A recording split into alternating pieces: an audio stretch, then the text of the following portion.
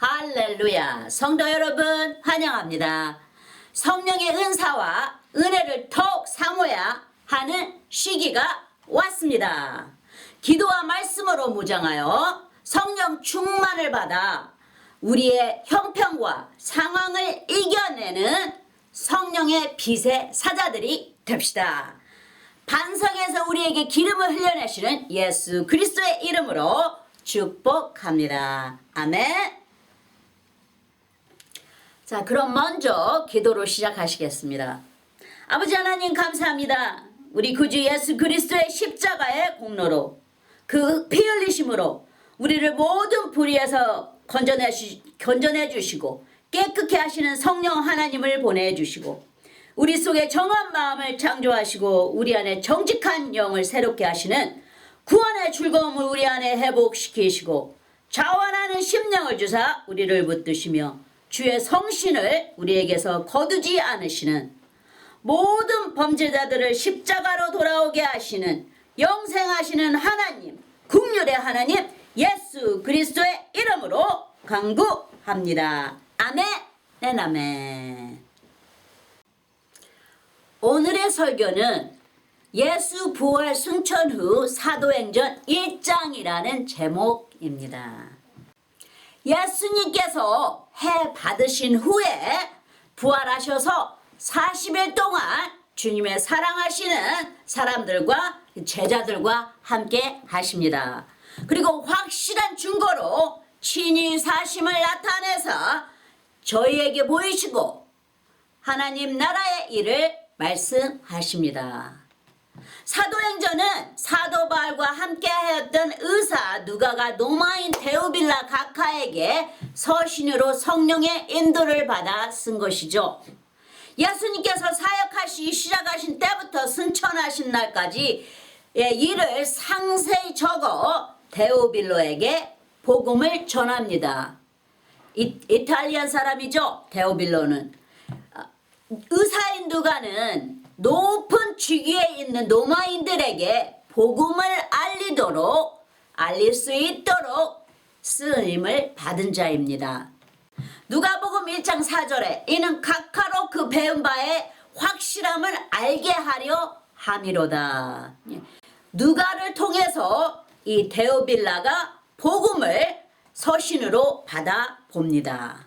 그리고 확실하게 누가의 많은 지식을 통해서 정확하게 적어서 로마인 그 높은 직책에 있는 데오빌라에게 서신이 보내지고 그 누가를 통해서 이 서신을 보게 됩니다. 이 데오빌라가. 베드로나 요한을 쓰시지 않은 이유는 복음이 각 사람에게 맞게 전파되기 위해 누가를 쓰신 것이죠. 이 로마인들은 가장 힘이 있는 나라였고 이스라엘은 그들의 다스림을 받는 식민지 나라였기 때문에 백사공들인 주님의 제자들을 쓰셨다면 복음이 이 로마인들에게 전달되지 않기 때문에 누가가 선택된 것입니다.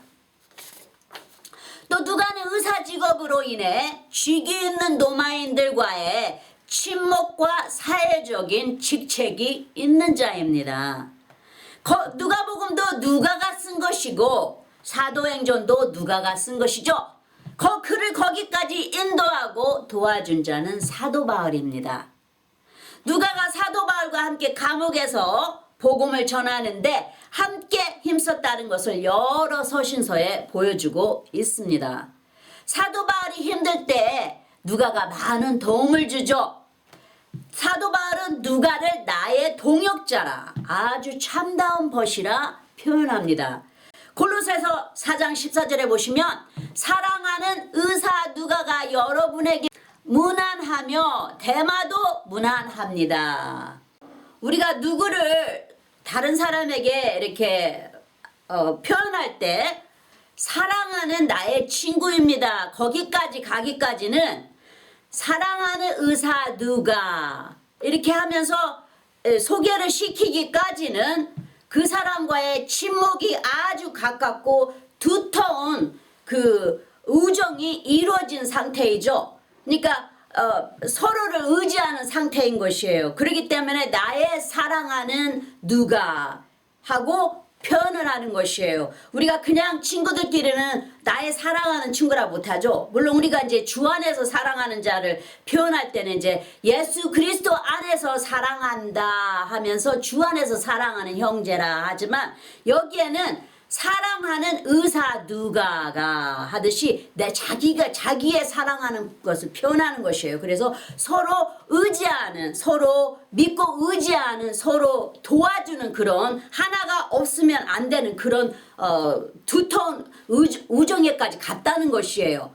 그리고 빌레몬서 1장 24절에 보시면 또한 나의 동역자 마가 아리스다고 데마 누가가 무난하느니라 하면서 여기에 나의 동역자 서로 같이 파트너십이 되어서 주 예수 그리스도의 천국의 일을 같이 행하는 자라 하고 표현을 합니다. 여기에 누가복음서는 예수님의 잉태하시기 전부터 시작하여 태어나신 후에 어린 시절과 그리고 사역하시고 십자가에 못 박히신 때까지 기록하였으며 사도행전은 승천하신 후에 알리는 복음서이죠. 이제는 예수님의 복음을 세상에 알리는 이 복음을 위해 능력의 은사와 표적과 기사들과 불로 임하시는 성령의 역사를 드러내시기 위해 많은 나라와 민족과 족속과 권속과 방언과 언어와 백성들에게 그 나라의 말로 제자를 삼아 그 제자들에게 성령의 능력의 은사를 부어주어 예수 그리스도의 일을 온 만유에 전파하고 알리라고 쓰여진 성령의 복음서입니다. 할렐루야! 예수께서 부활 승천하시기 전에 제자들에게 몇 가지 행할 것을 분부하십니다. 예수께서 부활하신 후에 제자들과 40여일을 함께 지내시며 천국에 올라가실 것과 너희들은 이리하라 가르치시고 당부하십니다. 사도행전 1장에 주님께서 5가지 명령을 행하게 분부하십니다. 첫째로는 다시 오신다는 약속과 함께 승천하시는 모습을 제자들에게 보이십니다.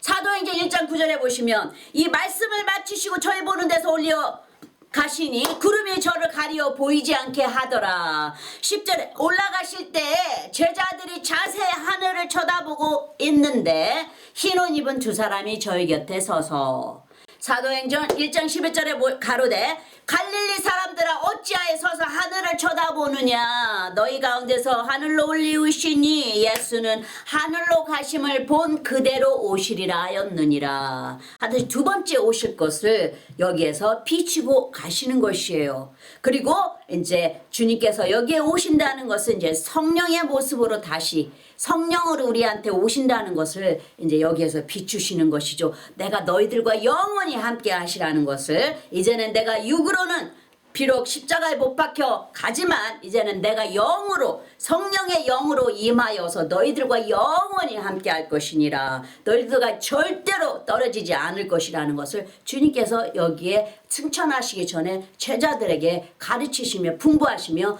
이제 여러 가지의 몇 가지의 일을 주님께서 당부하시는 것이에요. 제자들에게. 자, 그리고 주님을 기다리라 하시고 직접 승천하시는 모습을 목격하게 하십니다. 그리고 천사들이 그들에게 다시 그대로 하늘에서 오실 것을 상기시키며 소망을 주고 서로 모여 주님을 기다리게 합니다. 이제는 부활하신 주님이 전부가 아니고 그 다음에 행하시는 성령의 경이롭고 놀랍고도 상상치 못할 그 능력 행하심을 체험하라는 명령을 예수님께서 주시는 것이죠. 한데 여기에 주님께서 혼자가 아니라 예루살렘에서 함께 모여 주님의 사인이 있을 때까지 기다려야 된다 하시는 것이죠. 그러려면 이제 주님께서 주신 2번째 분부로 이어집니다. 2번째는 하나님 아버지께서 보내시는 성령을 받기까지 예루살렘에서 기다리라 하시는 것이에요. 성령 받기까지 기다리라는 것이에요. 여기에 장소는 아주 중요합니다. 하나님의 신약교회가 시작되는 곳이라 예수님께서 예루살렘에서 떠나지 말고 기다리라 하시는 것이죠.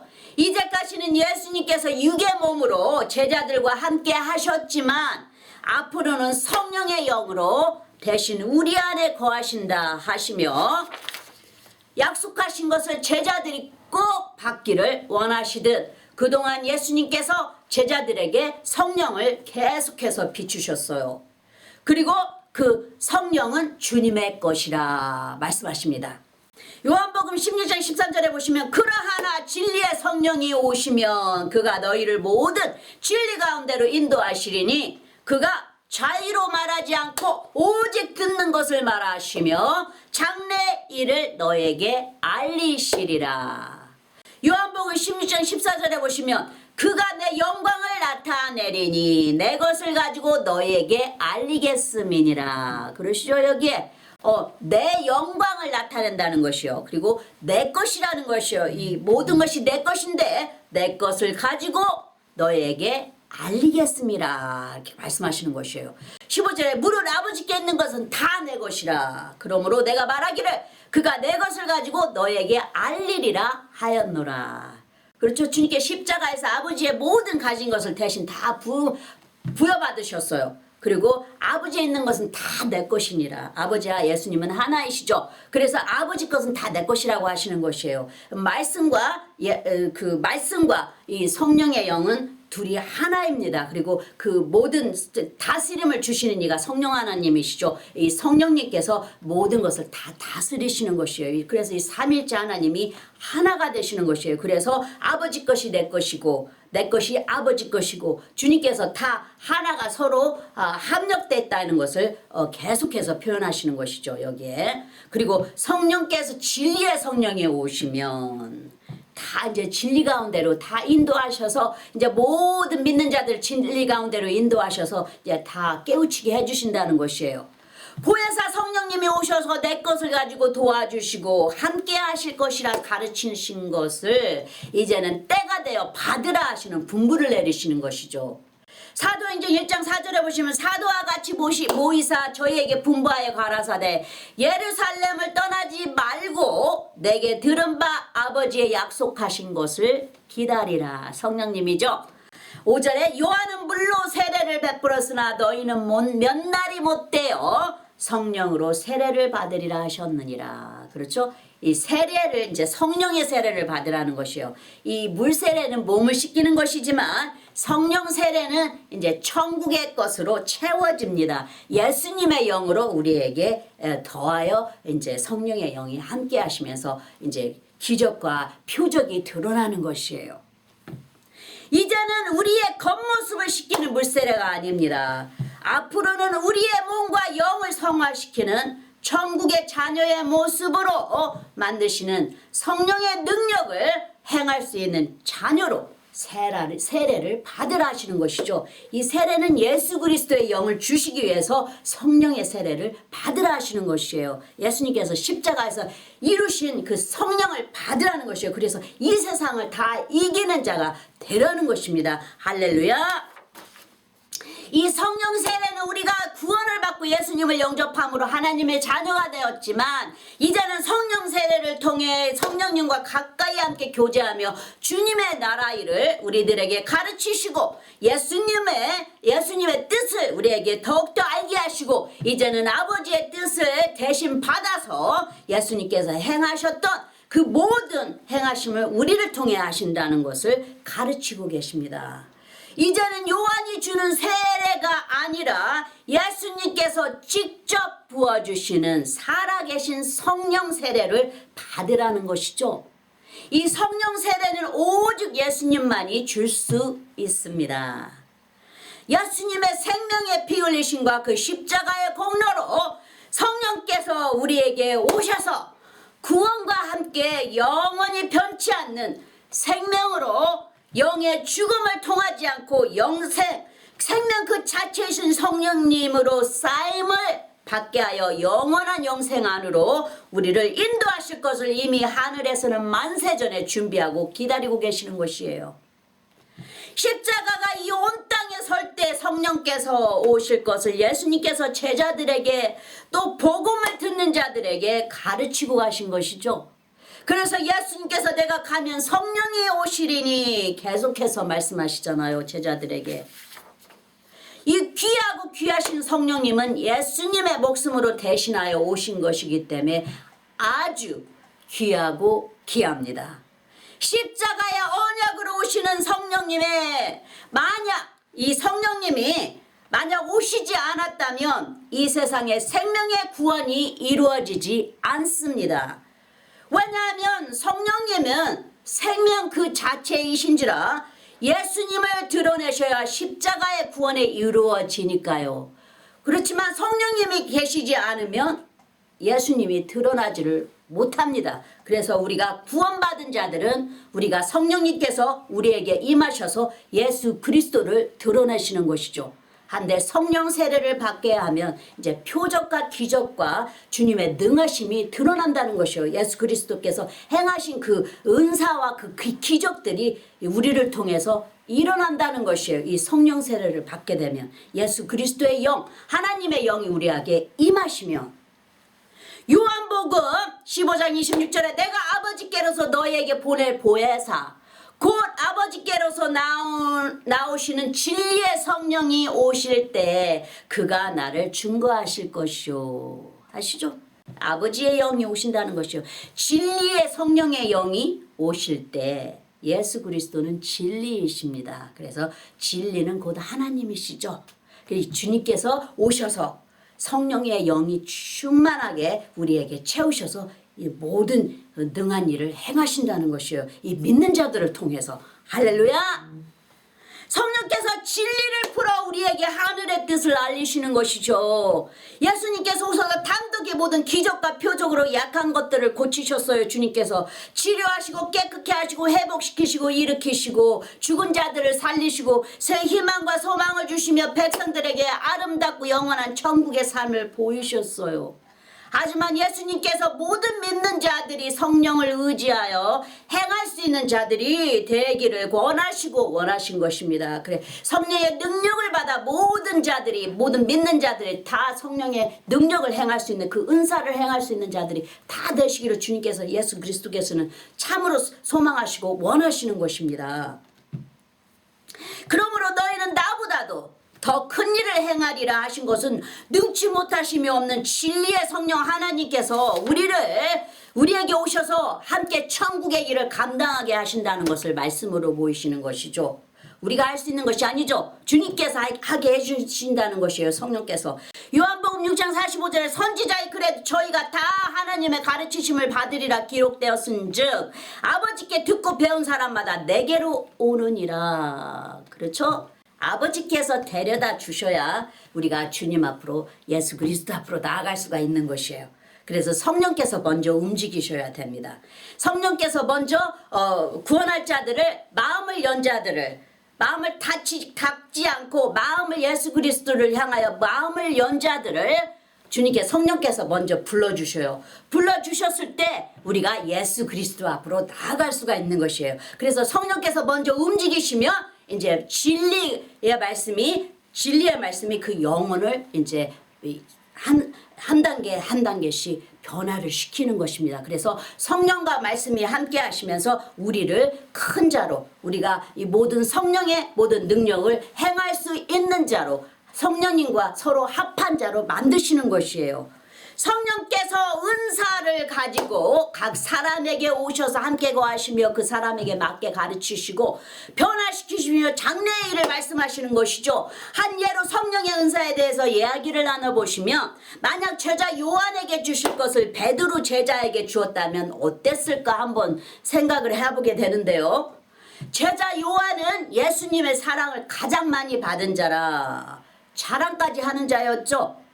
그 순종 안에서 사랑의 예수님과의 친교가 이루어진 것이에요. 그래서 자랑을 할 수가 있는 것이에요. 네, 예수 그리스도의 사랑을 내가 참 많이 받았노라. 은혜를 참 많이 받았노라. 주님께서 나를 참 사랑하시노라 하고 자랑할 수 있는 그런 담대함이 있는 것이에요. 왜냐하면 주님과 같이 가까이 교제를 하기 때문에. 그렇지만 제자 베드로는 예수님을 사랑하는 열정이 있었어요. 물론 성격이 아주 급하지만 굉장히 예수님을 사랑했어요. 그리고 열정을 가지고 있었어요. 그리고 뭐든지 내가 먼저 하리이다 하고 먼저 다른 제자들보다 먼저 나서서 자기가 일을 하려고 했어요. 그러다 보니 칼도 마음대로 휘두르죠. 그리고 예수님께서 십자가에 못 박히지 않으리다 하며 따로 주님을 데리고 와서 주님을 야단칩니다. 주님 절대로 그게 되지 않으리이다 하면서, 그리고 목숨 바쳐 주님을 섬기리라 한 베드로가 3번이나 주님을 배신한 자가 아닙니까? 한데 이런 성품을 가진 베드로 제자에게 예수님께서 십자가에서 돌아가시기 전에 제자 요한에게 어머니 마리아를 당신 아들입니다 하고 맡기시듯이 과연 제자 베드로에게도 이렇듯 맡길 수 있었을지 궁금한데요. 예수님을 향한 사랑은 있으되 성격이 틀리다 보니 베드로는 베드로에게 맞는 성령의 인도하심이 있습니다. 제자 요한에게는 요한에 맞는 성령의 인도하심이 있습니다. 다 각자가 틀리죠. 왜냐하면 다 주님께서 다 아름답게 만드셨어요. 주님의 그 특이한 주님의 그 미래를 보는 그 한 영혼에 대한 주님께서 보시는 그 미래를 보시고 한 영혼을 지으셨기 때문에 거기에는 그 사람만이 가지고 있는 독특함이 있어요. 그래서 주님께서 그 사람들에게 각 사람에게 맞는 그 독특함대로 주님께서 그 은사를 주시는 것이에요. 성령의 은혜를 주시는 것입니다. 결국 요한 제자는 두 복음서와 예언서인 요한복음과 요한 1서, 2서, 3서까지 그리고 계시록을 쓸 수 있도록 성령의 인도를 받습니다. 할렐루야. 제자 베드로는 이스라엘 사람들에게 그 사는 본 땅에서 복음을 전하도록 인도를 받은 자이죠.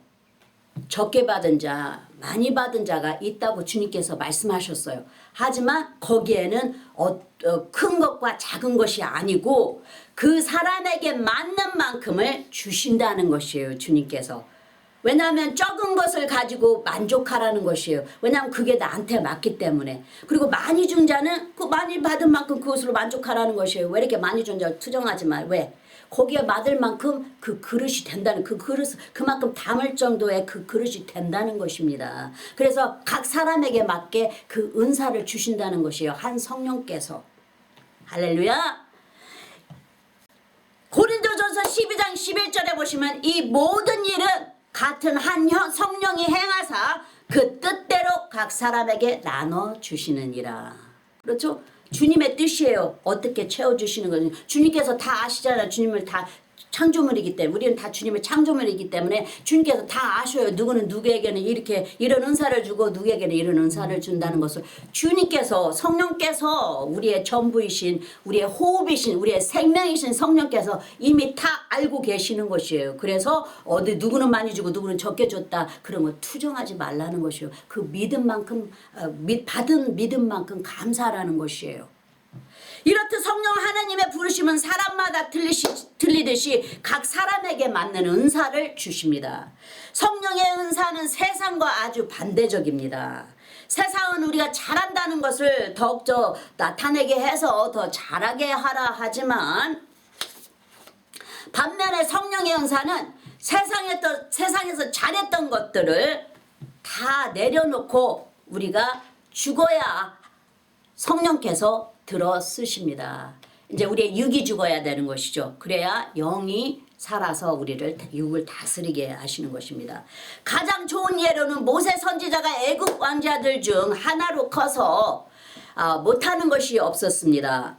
나중에 하나님께서 쓰시려 하자 들판에서 40여 년간 양만 치다 보니 저는 입이 달라붙어 말 못하는 자입니다 하면서 다른 사람을 보내세요 하고 대답하죠.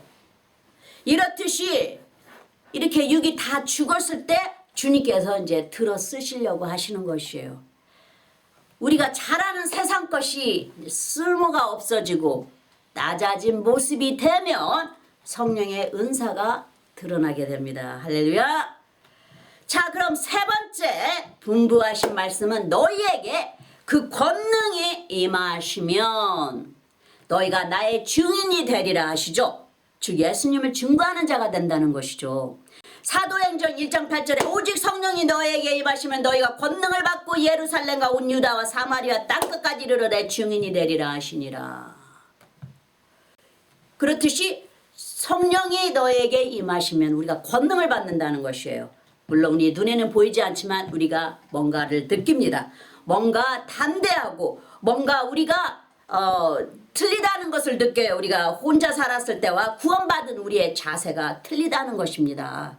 그리고 우리가 예루살렘과 온 유다야 온 사마리아 땅끝까지 이르러 내 증인이 되리라 하시는 것은 이제 주님께서 성령을 보내셔서 이제 주님의 권능을 받게 하셔서 이제 온 땅끝까지 주님의 복음을 전파하신다는 것이에요. 그러면 우리는 믿는 자는 다 주님 앞에 증거를 하는 것이에요. 주님 앞에 증인이 된다는 것이에요. 예수님 앞에 증인이 되고 모든 영혼들에게 우리가 전파를 하는 증거를 보인다는 것입니다.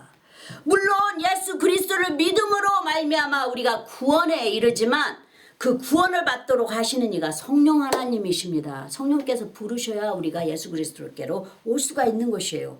요한복음 6장 44절에 나를 보내신 아버지께서 이끌지 아니하면 아무라도 내게 올 수 없으니 오는 그를 내가 마지막 날에 다시 살리리라. 그렇죠? 여기 분명히 말씀하셔요.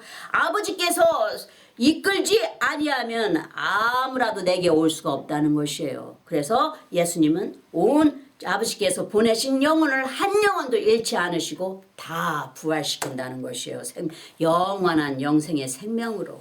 할렐루야. 성령이 임하시면 권능을 주셔서 우리와 함께 사는 식구들을 비롯하여 주의 사람들과 우리와 연결된 자들과 또는 온 세상에도 또 땅끝까지도 예수님의 증인이 된다는 것을 보여주시고 여기에 보여주고 계시죠. 분명 성령님은 예수님을 드러내십니다. 하지만 은사를 주셔서 능하게 하시는 이가 성령 하나님이시죠. 고린도전서 12장 3절에 그러므로 내가 너에게 알게 하노니 하나님의 영으로 말하는 자는 누구든지 예수를 저주할 자라 하지 않고 또 성령으로 아니하고는 누구든지 예수를 주시라 할 수 없느니라. 주님께서 가르쳐 주신다는 것이에요. 성령께서 예수님은 너희들의 주이시오 주제이시니라 하고 가르쳐 주시고 또 절대로 예수를 저주할 자라 못한다는 것이에요. 그런 것은 못한다는 것이 왜냐하면 성령께서 가르쳐 주신 것을 우리가 감지하기 때문에 그렇습니다. 성령께서 우리 안에 거하시며 성령께서 가르쳐 준 것이라 우리가 절대로 그것을 밀어내지 아니하고 그거를 더 가까이 감싼다는 더 가까이 더 포옹한다는 것이요. 더 가까이 우리가 간다는 것이에요. 이 성령의 가르침에 따라서. 그리고 이제 거기에 성령께서 이제 우리에게 예수 그리스도를 더욱더 나타내시는 것이에요. 왜냐하면 예수 그리스도의 신부가 되려면은 우리가 예수 그리스도를 더욱더 많이 알아야 우리가 신부가 되지 않습니까? 그렇기 때문에 예수 그리스도를 더욱더 많이 드러내어서 우리가 신부의 모습, 닮은 모습, 예수 그리스도의 닮은 모습으로 변화되어 가는 것이에요. 거기에 맞게 기름 부으셔서 그 은사를 각 사람마다 드러내게 하시는 것이죠. 성령의 은사에는 9은사가 있습니다. 고린도전서 12장 8절에 보시면 어떤 얘기는 성령으로 말미암아 지혜의 말씀, 어떤 얘기는 같은 성령을 따라 지식의 말씀을, 또 9절에 다른 얘기는 같은 성령으로 믿음을, 어떤 얘기는 한 성령으로 병 고치는 은사를, 고린도전서 12장 10절에 어떤 얘기는 능력 행함을, 어떤 얘기는 예언함을, 어떤 얘기는 영들 분별함을, 다른 얘기는 각종 방언 말함을, 어떤 얘기는 방언들 통역함을 주시나니.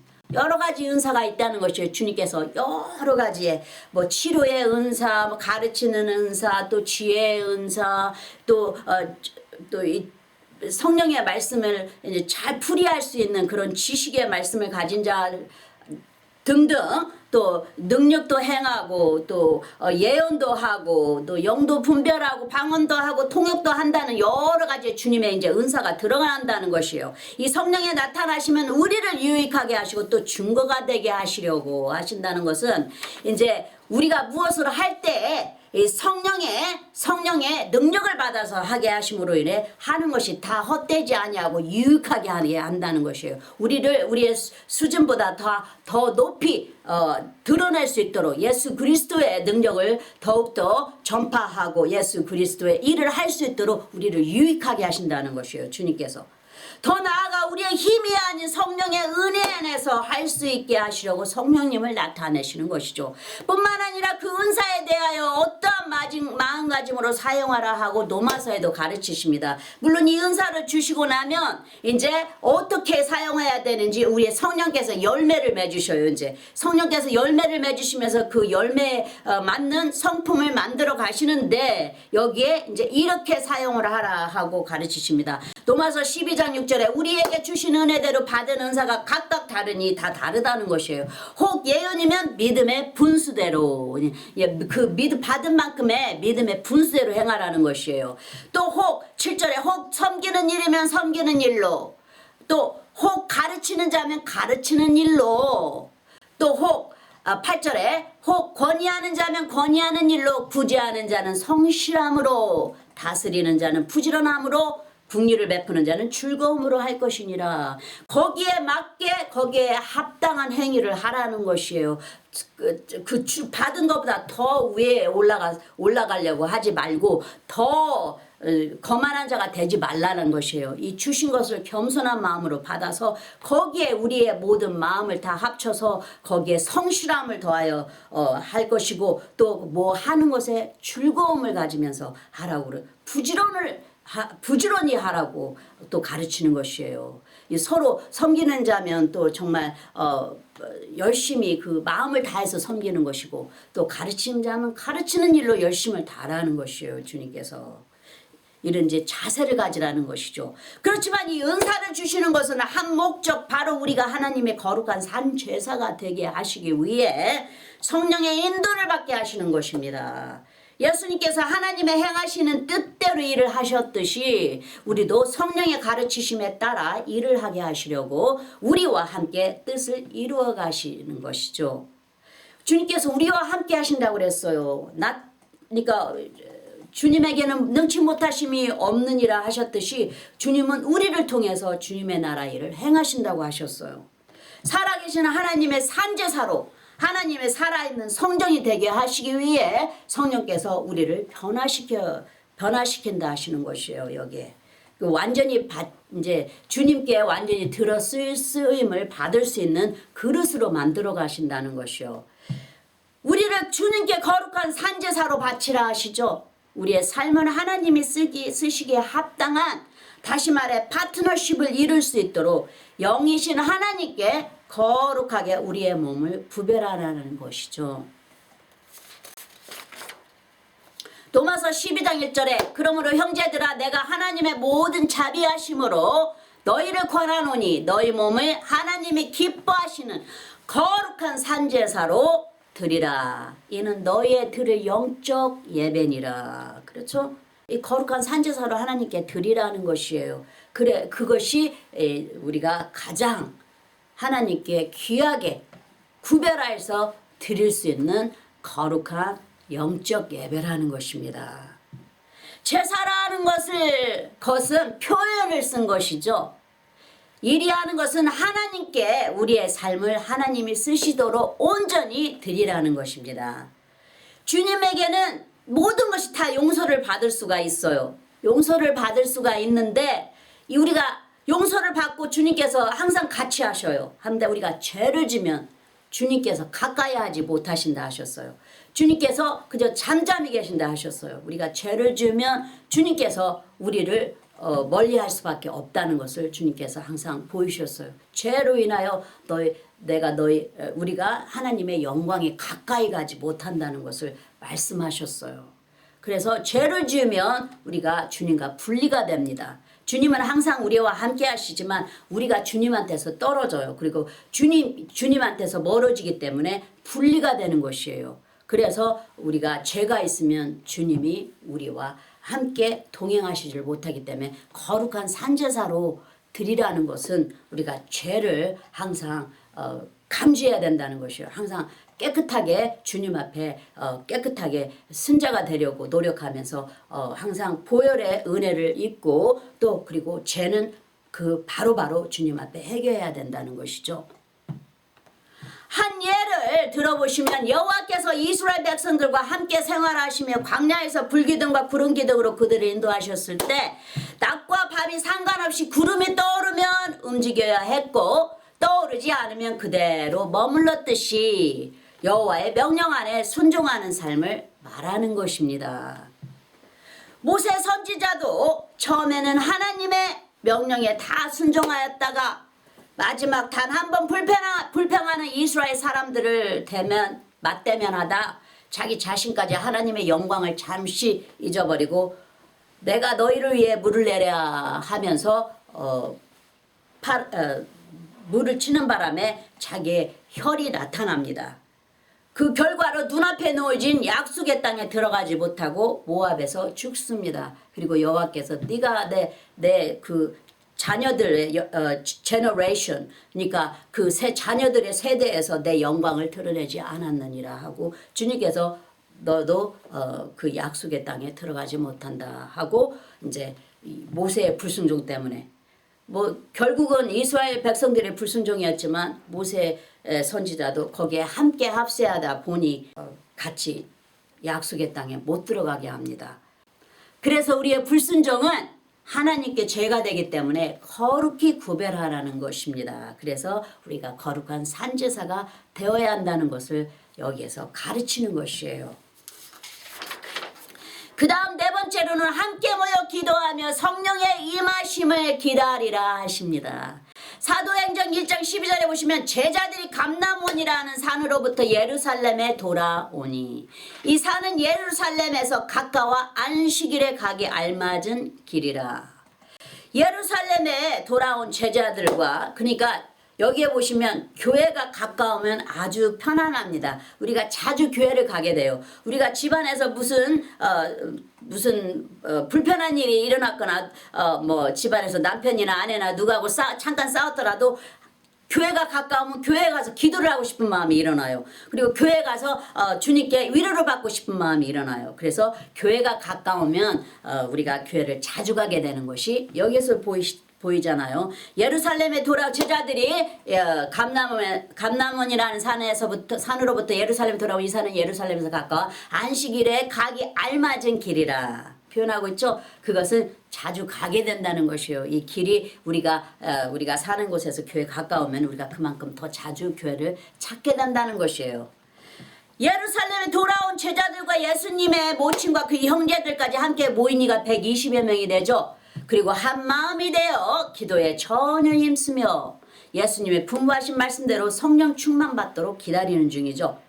13절에 여기 사도행전 1장 13절에 들어가 저희 요한은 다락에 올라가니 베드로 요한 야고보 안드로와 빌립 도마와 바들로메 마테오와 및 알페오와 아들 야고보 셀로신 시몬 야고보의 아들 유다가 다 거기 있어. 14절에 여자들과 예수의 모친 마리아와 예수의 아우들로 더불어 마음을 같이하여 저녁 기도에 힘쓰니라 하고 이제 11제자의 이야기를 여기에 보이시면서 다 같이 모여서 예수님의 모친이나 이제 형제들이 다 같이 모여서 이제 기도를 한다는 것이에요. 이 타락에 올라가서 이제 윗방에 올라가서 기도를 한다는 것을 보여줍니다. 자, 그럼 여기에 마지막 5번째는 한 제자의 수가 비어진 12제자의 자리를 다시 채우십니다. 여기에 보이시는 12제자 자리를 채우시고라는 것은 가룟 유다의 빈자리를 채우시는 것이죠. 주님은 아버지께서 데려다 준 양은 한 양도 잃어버리지 않으신다 말씀하셨어요. 요한복음 6장 38절에 내가 하늘로서 내려온 것은 내 뜻을 행하려 함이 아니요 39절에 나를 보내신 이의 뜻을 행하려 함이니라. 나를 보내신 이의 뜻은 내게 주신 자 중에 내가 하나도 잃어버리지 아니하고 마지막 날에 다시 살리는 이것이니라. 그렇죠? 그리고 이 12제자의 모습은 구약서의 여호와께서 인도하신 야곱의 12아들들의 12족파의 모습을 담아 보여주고 있습니다. 이들이 함께 주님께 간구하죠. 누가 그 자리를 채워야 되는지 두 사람 중에 한 사람을 채워주시라 기도합니다. 왜냐하면 복음을 전파해야 하기 때문에 그 자리를 채워야만 됩니다. 그래서 12족파의 구약에 시작하셨던 때와 신약에 예수님께서 시작하신 때가 같이 서로 합력하여 같은 뜻을 비추는 것이에요. 그런 후에 제자 베드로가 일어나 말합니다. 함께 다니던 사람들 중에서 두 사람을 선택하여 주님 앞에 서게 합니다. 그리고 그때 시기는 아직은 성령을 받은 때가 아니라 구약시대를 따라 같은 방법으로 제비 뽑아 제자의 수를 채웁니다. 사도행전 1장 22절에 항상 우리와 함께 다니던 제 사람 중에서 하나를 세워 우리로 더불어 예수의 부활하심을 중보할 사람이 되게 하여야 하리라 하거늘. 사도행전 1장 24절에 저희가 기도해 가되 무사람의 마음을 아시는 주여 이 두 사람 중에 누가 주의 택하신 바되요. 25절에 봉사와 및 사도의 직무를 대신할 자를 보이시옵소서. 유다는 이를 버리고 제 곳으로 갔나이다 하고 26절에 제비 뽑아 마띠아를 얻으니 저가 11 사도의 수에 가입하니라. 이 12제자의 그 12족파, 이 12족파를 통해서 구약에서는 여호와 하나님께서 그들을 통해서 이 나라에 모든 구원을 베푸신다 약속하셨어요. 그래서 예수 그리스도께서 오셔서 이제 이 성령을 통하여 이제 그 12제자를 통해 이제 복음을 전파하게 하시는 것이에요. 성령의 신약 시대는 이런 구약 시대 때 행하였던 것에서 해방되어야 하죠. 이제 구약 시대 때는 이제 성령께서 우리 안에 거하시지 않기 때문에 우리가 이렇게 제비를 뽑아서 이렇게 무엇을 했어요. 구약 시대 때 믿는 자들은 이제 제비를 뽑아서 주님께서 무엇을 뽑아주시나 보자 해서 이제 거기에서 뽑혀진 대로 행하였지만 이제는 주님께서 그런 거에서 다 해방되라고 성령님을 보내셨어요. 그래서 성령께서 이제 우리에게 이제 가르쳐 주시는 것이에요. 우리에게 이제 함께 하시면서 이제 친구처럼 동행하시는 것이에요. 주님께서 우리와 함께. 그래서 우리가 뭐 쇼핑을 가더라도 어디를 가더라도 주님께 항상 얘기를 할 수가 있어요. 우리의 영으로 주님께 대화를 할 수가 있고 우리 입으로도 주님께 대화를 할 수가 있고 주님께 주님 찬양합니다 하면서 주님께 찬양 드릴 수도 있고 우리가 항상 주님과 동행하는 것이에요. 주님을 인정하는 것이에요. 우리가 살 때 이제 성령께서 우리 안에 거하시니까 옛날에는 이렇게 제비를 뽑거나 뭐 제사 제도로 통해서 주님 앞에 깨끗함을 받았지만 이제는 예수 그리스도의 영이 우리와 함께 하심으로 인해서 이제 우리는 주님을 인정하면서 주님께 항상 대화를 하는 그런 삶을 살아갈 수 있도록 주님께서 성령을 보내시기 위해서 십자가에서 다 이루신 것이에요. 대신 기도를 들으시는 호흡의 성령님께 가르쳐 주시라 기도로 아뢰야 하는 것입니다. 지금 세대는 성령 시대는 믿는 자들의 기도가 없으면 화인 맞은 심령이 되어 마귀와 합사하게 되고 죄를 잘 짓습니다. 왜냐하면 이 기도를 하는 자들은 성령님과 같이 동행을 자주 하게 됩니다. 성령님을 항상 인정하는 삶을 살게 되고 왜냐하면 기도 안에서 성령께서 자꾸 예수님을 드러내시니까요. 한데 이 믿는 자들이 기도가 멀어지면 진짜 화인 맞은 심령이 되어서 마귀의 짓을 하게 됩니다. 그리고 마귀와 잘 합세합니다. 그리고 화인 맞은 심령이 됐다는 것은 거기에 무슨 죄책감을 느끼지 않는다는 것이에요. 불로 지져진 것처럼 화인 맞은 심령이 됐다는 것이에요. 그래서 기도를 하는 자는 죄를 잘 깨우칠 수 있도록 성령께서 항상 붙으시는 것이에요. 한데 기도를 하지 않으면 우리가 성령님과 멀어졌기 때문에 우리의 마음의 중심이 화인 맞은 중심인지 어쩐지를 잘 깨우치지 못합니다. 그래서 우리가 기도를 즐겨야 합니다. 이것은 제가 확실하게 말할 수 있는 저의 경험입니다. 제가 기도를 잠시 쉬었던 때가 있었는데 정말 기도를 쉬니까 예전에는 가장 쉽게 도와줬던 그런 것들이 내가 아니라도 다른 사람이 하겠지. 내가 아닌데 내가 이렇게 힘든데 뭐 내가 뭐하러 해. 이런 마음이 들고 손을 내밀어 줄 수 있는 손을 예전에는 자주 내밀었던 손을 이제 그 기도를 하지 않으니까 아예 전혀 내밀질 않고 그저 그냥 기본을 지켜야 할 것만 하는 그런 제가 되는 것을 제가 제 자신을 제가 느꼈어요. 그래서 또 기도를 하지 않을 때는 이런 우리가 죄악의 마음을 갖게 되는 것이구나. 그래서 성령께서 항상 우리와 함께 하시도록 기도를 해야 되는 것이구나 해서 또 주님께서 저에게 또 깊은 깨우침을 주셨기 때문에 또 그 하나를 제가 또 얻었습니다. 주님께서 부어주시는 그 영적인 주님의 그 마음을 또 하나를 제가 배웠어요. 그래서 이제 제가 쉽게 이제 상황에 따라 대처하는 그런 주님의 지혜를 배우게 되었습니다. 할렐루야. 그래서 기도는 우리 믿는 자들이 항상 같이 함으로 인해서 죄를 물리치고 성령님과 동행하는 그런 아주 중심적인 길입니다.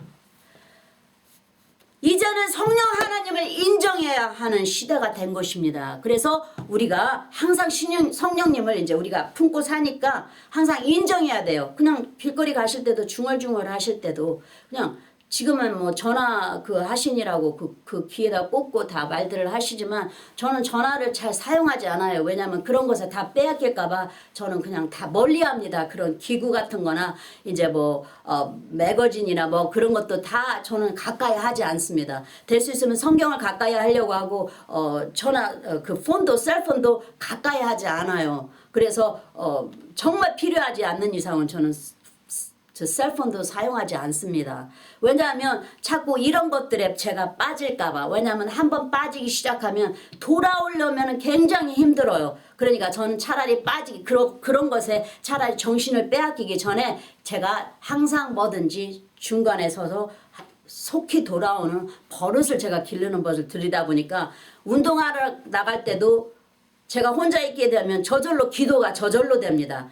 묵상을 자주 하다 보니 저절로 정신이 바로 기도 안으로 들어가게 되고 바로 주님께 바로 태아를 하는 그런 습관이 생기게 되더라고요. 그러다 보니까 쇼핑을 할 때도 그냥 찬양을 하면서 주님께 올려드리고 뭐 무엇을 할 때도 그냥 주님 뭐 지금은 제가 쇼핑을 안 씁니다. 왜냐하면 설교를 해야 되기 때문에 이제 모든 세상 것을 다 내려놨어요. 한데 이제 예전에 이제 습관을 들일 때 제가 묵상을 자주 하다 보니까 주님 그냥 시간이 있게 되면 저절로 이 정신이 기도로 들어가더라고요. 성령께 그냥 바로 기도로 들어가면서 만약에 눈앞에 아픈 자를 봤을 때 그냥 주님 저 자가 많이 아픈 것 같은데 긍휼을 베푸시는 주여 부디 저 자를 고쳐주소서 하고 불쌍히 여겨주소서 주님의 긍휼함을 보여주소서 하고 기도를 하게 되더라고요. 제가 근데 제가 기도를 안 하면 그 마음이 그 불쌍한 예수 그리스도의 마음이 사라지고 없는 것이에요. 그래서 화일 맞은 양심이 된다는 것이에요. 그게 그래서 제가 그 말씀을 제가 깨우쳤어요. 그거는 주님의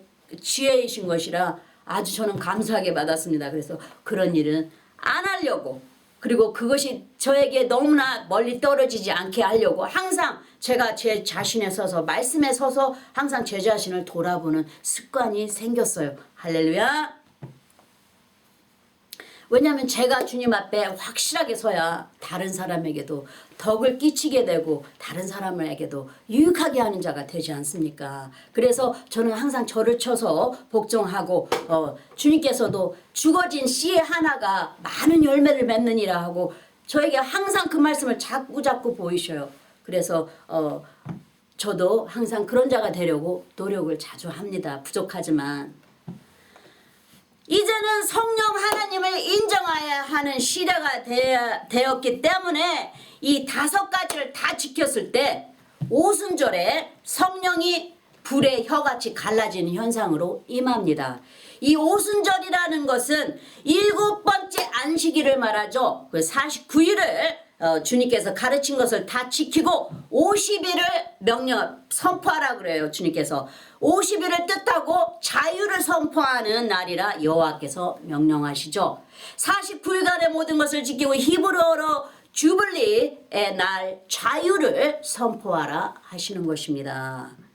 이때는 묶인 자들이나 포로된 자들이나 종된 자들을 다 풀어주어 자유를 얻게 하라는 명령하시는 것입니다. 그래서 오순절은 성령의 날, 성령의 시대가 된 것이에요. 모든 묶인 자들에게 어둠에 묶인 자들, 질병에 묻힌 자들, 모든 자들을 다 풀어주는 자유케 하는 오순절인 것입니다. 주블리라고 합니다. 이스라엘에서는. 그래서 이 날을 또 주블리에서는 굉장히 그 해마다 지키죠. 예수님께서 구약에 묶인 것들을 완전하게 십자가에서 다 완전케 하시고 새 신약의 성령 시대를 즉 예법에서 벗어난 자유의 시대에 은혜를 받는 시대를 대신 주시고 제사 제도를 통해 이루어졌던 것을 이제는 기도로 성령님과 직접 연결할 수 있도록 새로운 날을 주신 것이에요. 로마서 8장 1절에 그러므로 이제 그리스도 예수 안에 있는 자에게는 결코 정죄함이 없나니 분명히 말씀하셨어요.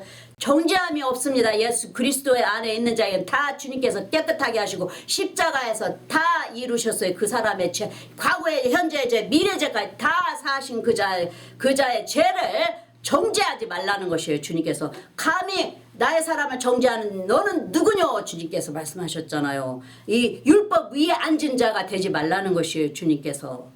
그리고 2절에 이는 그리스도 예수 안에 있는 생명의 성령의 법이 죄와 사망의 법에서 너를 해방하였습니다. 주님께서 죽음도 다 파헤치셨어요. 십자가에서. 그래서 이제 우리에게는 믿는 자들에게는 영원한 생명밖에 없다는 것입니다. 그러니 죄를 버리고 주님 앞에 의로움 안에 서라는 것이에요. 주님께서 의로운 자라 부르신 것에 합당하게 죄를 멀리하고 주님 앞에 깨끗한 모습으로 거룩한 모습으로 주님 앞에 산제사의 모습으로 서라는 것이 그래서 주님께서 들어서실 수 있도록 그 어떤 것에도 묶이지 말라는 것이죠. 이미 십자가에서 다 온전하게 하신 것을 다시 옛풍습으로 돌아가지 말라 하십니다.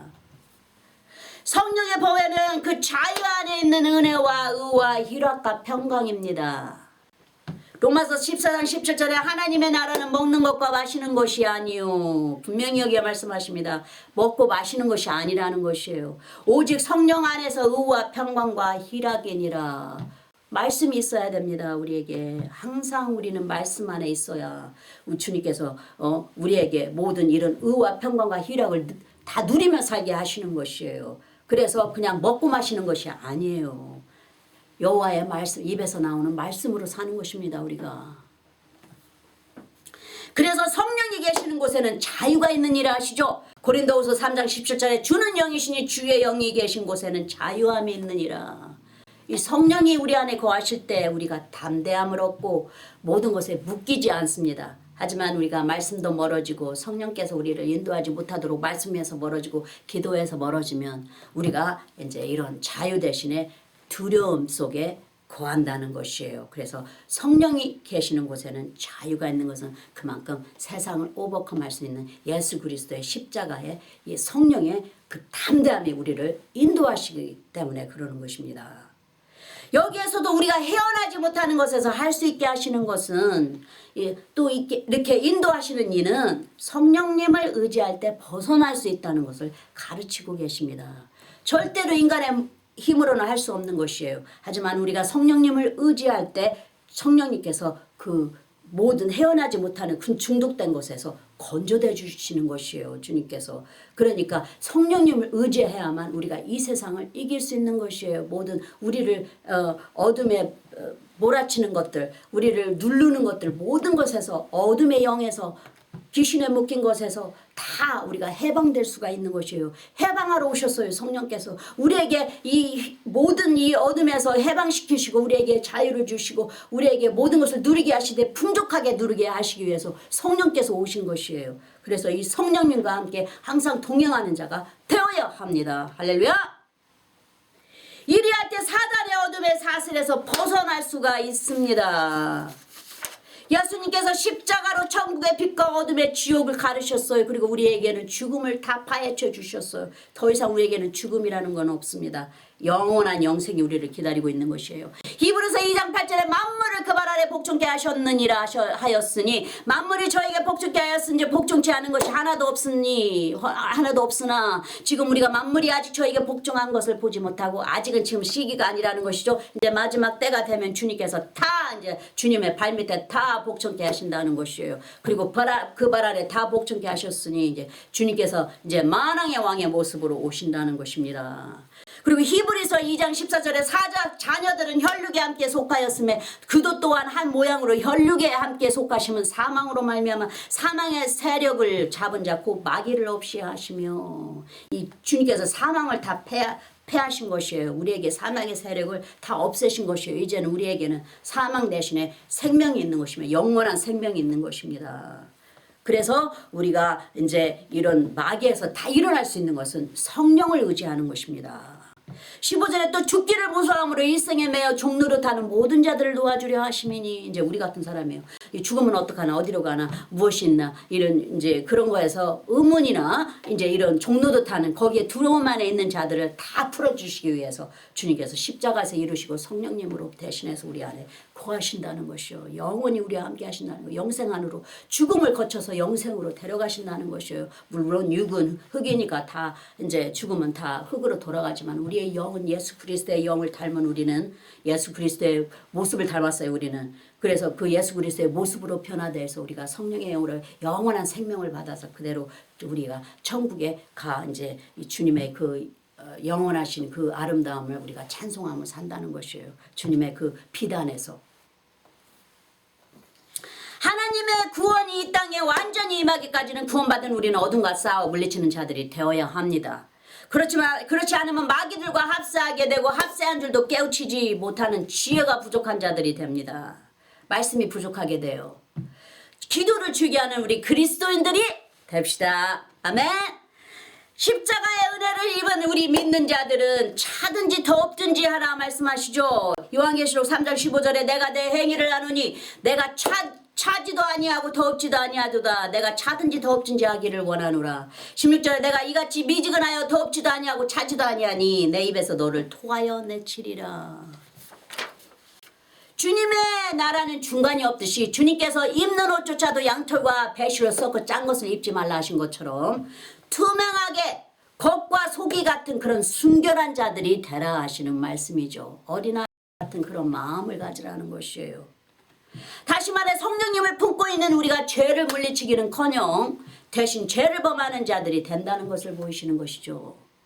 그러므로 회개하지 않는 우리의 죄 때문에 주님의 은혜를 걷어가시는 것과 같습니다. 그래서 주님께서 토하여 내신다는 것이에요. 천국 백성은 우리로 이 세상을 살아가게 하시는 이는 주님의 귀한 은혜입니다. 하나님께서도 복을 받도록 은혜를 구하라 하시죠. 그리고 이 은혜 아래는 성령 하나님과의 교통이 있습니다. 하나님의 구원의 은혜는 우리가 죽을 때까지 감사하며 항상 큰 은혜를 더하여 주시라 구해야 합니다.